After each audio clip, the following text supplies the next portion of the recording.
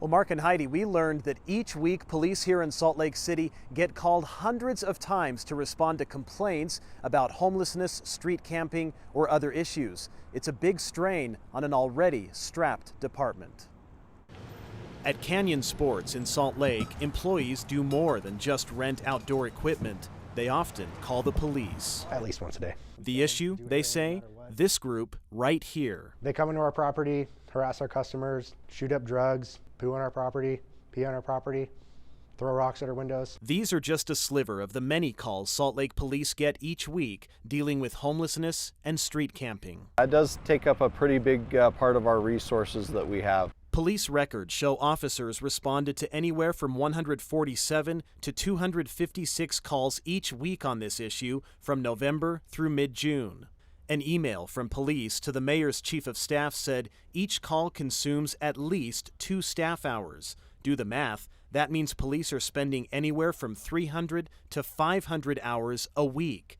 And that's a conservative estimate. In the same email, police told the mayor's office that's just what we can prove. Many of the other mental health and property crime calls are related to the same challenge. Is that a strain on your department?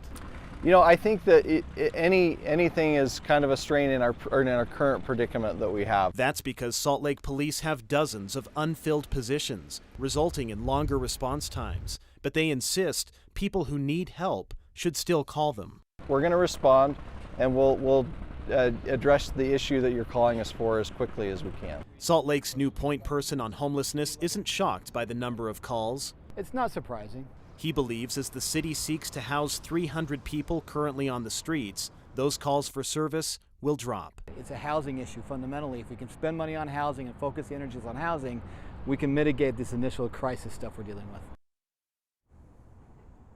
I asked Salt Lake Police, are all of these calls ones that they should be responding to rather than, say, a social worker? Police tell me that they do have 7 social workers on staff here in the department.